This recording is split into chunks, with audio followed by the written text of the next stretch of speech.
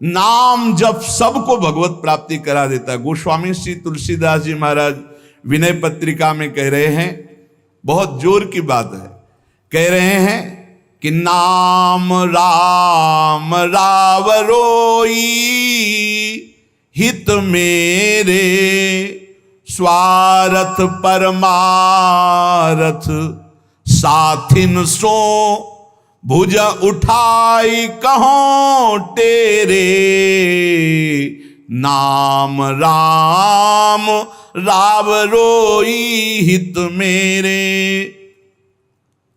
मैं हाथ उठा के कहता हूं, जो स्वार्थ के मार्ग में चलने वाले हैं या परमार्थ के मार्ग में चलने वाले हैं, या आप जितने भी मुझे अपना मानते हैं संगी साथी, मैं सबसे हाथ उठा के पुकार करके घोषणा करता हूं कि त्रिभुवन में केवल एक परम कल्याण करने वाला भगवान का नाम है। मेरी बात मान लो। गोस्वामी तुलसीदास जी नाम चल रहा है, कहीं भी हो आपको भगवत प्राप्ति हो जाएगी। नाम चल रहा है। नाम जननी जनक तजो जनमी करम बिनु विधु ही सृजो अवडेरे मोहू सो को कहत राम ही को सो प्रसंग के ही केरे। देख लो मेरा भाग्य, जन्म लेते ही माता चली गई। बड़े महापुरुषों के साथ बड़ी घटनाएं घटती हैं। जन्म लेते ही माता चली गई। अभागी जानकर पिता ने कभी प्यार नहीं किया, त्याग कर दिया। जिस पुत्र के प्रकट होते मेरी अर्धांगिनी चली गई, मैं ऐसे पुत्र का मुंह भी नहीं देखना चाहता। तो माता ने तो शरीर त्याग के चली गई, पिता ने मुझे त्याग कर दिया। ब्रह्मा ने मुझे कुछ अभागा ही रचा है। गोस्वामी तुलसीदास जी कहते हैं, बड़ा बेढप मेरे भाग्य की रचना करी। जिसके दरवाजे में खड़े हो जाते टुकड़ा नहीं देता, भगा देता। जिस दासी ने पालन पोषण किया, कुछ दिन बाद वो भी पधार गई। सबको ये भ्रम हो गया कि तुलसीदास जी महाराज के लिए कि बड़ा भागा बालक है, जिसके दरवाजे पे खड़ा होगा कोई घटना घट जाएगी, कोई भोजन नहीं देता। बोले ब्रह्मा ने कुछ भाग्य ही ऐसा रचा था। अब जो मुझे समझ में आया कि मेरा जो भाग्य बदला वो राम नाम से। राम राम राम, पकड़ो बात को, पकड़ो। अब तो कोई कोई कहता है कि तुलसी राम का है। अब अभाग्य मिट गया। बड़े बड़े बादशाह ताज उतार कर रखते हैं। जानते हो ये सब क्यों हो रहा है? क्योंकि हमने राम नाम का आश्रय ले लिया। अब खूब राम राम राम राम जपता हूं, उसका परिणाम हुआ कि सब कोई सम्मान देता है, सब ताज उतार के रख रहे हैं, प्रणाम नमस्कार दुनिया वाह वाह। क्यों? क्योंकि राम राम जपता हूं, राम का हूं, इसलिए। बात समझो। अगर पकड़ पाओ, कह रहे हाथ उठा के कह रहा हूं, जन्म से अभागा कहा गया, मां पधार गई, पिता त्याग दिया। संसार के लोग कहते अभागा है, लेकिन राम नाम का प्रताप ऐसा उदय हुआ। मोहू से को कहत राम ही को सो प्रसंग कह के रे। उसी नाम के बल से लोग अब कहने लगे तुलसी तो राम का है। फिर ओ ललाट बिनु नाम उदर लगी, दुखो दुखित मोहि हेरे। आहा, जब मैं राम नाम का आश्रय नहीं लिए था, तब पेट भरने के लिए द्वार द्वार पर ललचा कर भूख से व्याकुल होकर खड़ा होता। उस समय मेरी दशा मुझे याद है कि अगर दुख देखे तो दुखी हो जाए, ऐसी मेरी दशा थी। बालक अवस्था, भूख से व्याकुल, दूसरे के दरवाजे पे खड़ा और धक्का मार के लोग भगा देते, अभागी है। फिर ओ ललाट बिनु नाम उदर लगी, दुखो दुखित मोहि हेरे। अब बोले नाम प्रसाद लहत रसाल फल, अब हो बबूर बहेरे। नाम राम राव रोई हित मेरे। जब नाम जब शुरू हुआ तो नाम की कृपा से क्या हुआ? कि बबूल और बहेड़े के जो वृक्ष थे अब उनमें आम लग गया। मान लो मेरा जीवन बबूल का पेड़ था, बहेड़े का पेड़ अपवित्र माना जाता है, लेकिन उसमें आम लग सकता है, लेकिन लग गया क्योंकि मेरा जीवन ऐसा था। आज परमानंद की बाढ़ आ रही। बोले वे किसके बल से? बोले राम राम राम, नाम के बल से आई। नाम प्रसाद लहेत रसाल फल, रसाल माने आम का फल। अब हो बबूल बहेरे। पहले तो मैं कैसा था? बोले बबूल का पेड़, काटा ही उगेगा, दुख ही मिलेगा। जब नाम का जप शुरू किया तो उसी बबूल में रसाल लग गया, आम का फल अर्थात महान आनंद। साधत साधु लोक परलोक ही, सुनि गुनि जतन घनेरे।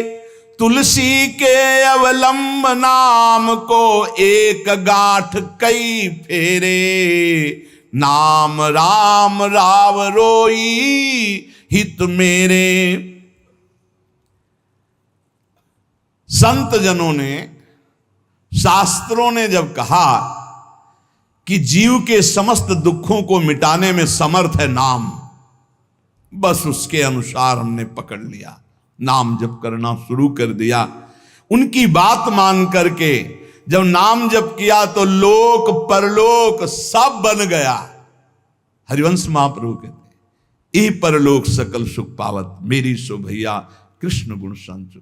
इस लोक और परलोक में समस्त सुख आपका वर्ण कर लेंगे, मेरी बात मान लो, मेरी कसम है तुम्हें, तुम नाम जप शुरू कर दो। अगर दुख से निपटना चाहते हो, तभी लोग कहते हैं बाबा का हर प्रश्न का उत्तर नाम होता है।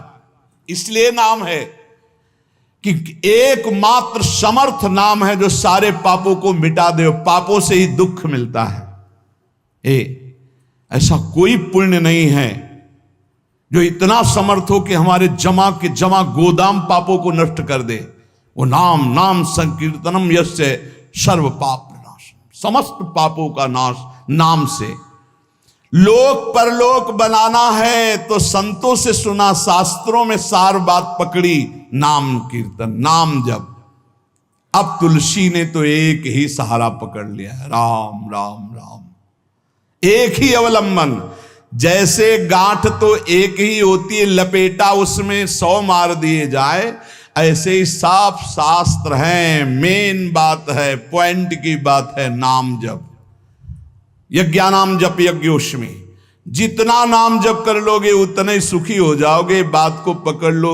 गोस्वामी तुलसीदास जी कहते हैं, तो श्री तुकाराम जी महाराज कहते हैं, संदेह मत करो, वही एकांतवास सफल है जो समाधि में है।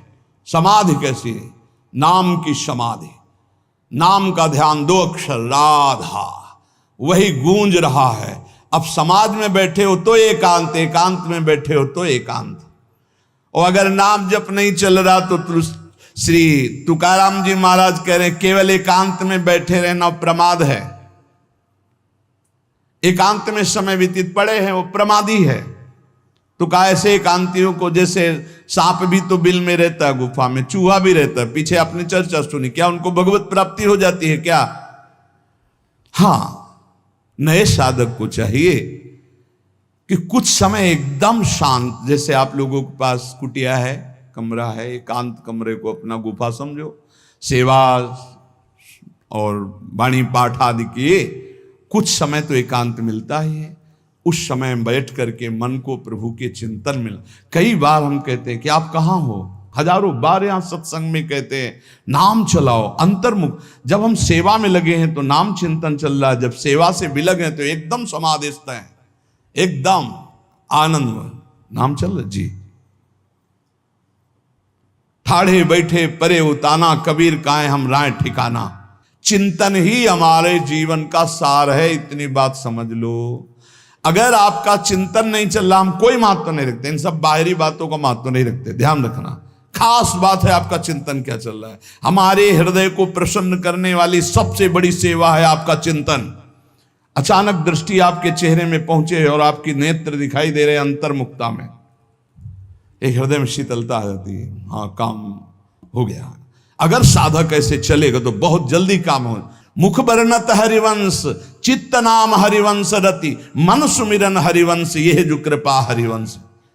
एक क्षण का भी, जैसे हम चर्चा कर रहे हैं तो भगवत चर्चा और एकांतिक कर रहे हैं तो भगवत प्रश्नोत्तर, उस समय भी किसी के भी एक चेहरे को लक्ष्य बना लेते हैं। वो समझता है हमको बहुत प्यार करके देख रहे हैं, नहीं, हम उस समय नाम लिखते हैं, नाम लिख करके वार्ता करते जा रहे हैं, बराबर दृष्टि उसके जमाए हुए हैं। वो समझ रहा है हमारी तरफ देख रहे हैं, हम बिल्कुल नहीं पहचानते ही नहीं कौन होगा, हम तो बोर्ड मिल गया, अच्छा उसमें नाम लिख रहे हैं, अपनी वार्ता कर रहे हैं। साधु हर समय सावधान सो, साधु नहीं, साधु का है का सेवा सुमिरन सावधान।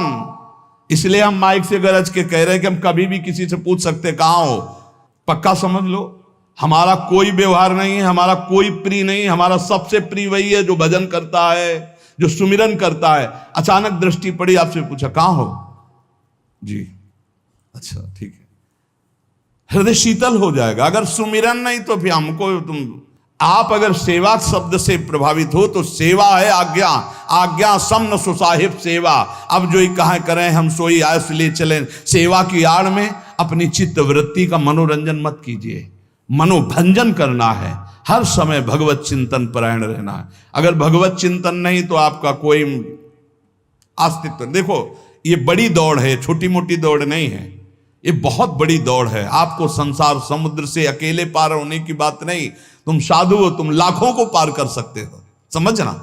मान लो अगर आप भगवत प्राप्त हो गए तो लाखों को अपनी कृपा रूपी नौका में बैठाल कर संसार समुद्र से पार करोगे। साधु अपने लिए भजन नहीं करता, हाँ इस जगत के लिए भजन करता है। सर्वे भवन्तु सुखिनः सर्वे सन्तु निरामया। श्री तुकाराम जी कह रहे हैं एकांतवास लाभ उसी का जिसका चिंतन चलता है। भाई इस बात पर बहुत जोर दिया भगवान श्री कृष्णचंद्र जी ने, अनन्यश्चिन्तयन्तो माम अनन्य चेता सततम। बार बार भगवान इस बात पर जोर दे रहे हैं। जनसंग में नाम चल रहा है तो आप एकांत हो, एकांत में नाम जब नहीं चल रहा तो आप प्रपंची हो। देख लो अंदर प्रपंच चल रहा होगा। जन संसर्ग से शून्य अर्थात भीड़ भाड़ में रति न होना, अर्तिर्जन संसदी, और एकांतिक भगवत चिंतन होना। हम एकांत को समझते कमरा में पड़े हैं तो हम एकांत हैं, हम ऐसा एकांत नहीं समझते। एकांत है कि हम प्रभु के चिंतन में हैं तो एकांत है, चाहे बाजार में खड़े हों। अगर प्रभु का चिंतन नहीं तो एकांत में कमरा में पड़े पड़े एकांत में कोई लाभ नहीं। एकांत में उसी का लाभ है जो एकदम समाधिस्थ तन्मय है। एकांत में समाज में सावधान होकर चेष्टाएं कर रहा है और नाम अंदर अंदर चल रहा है।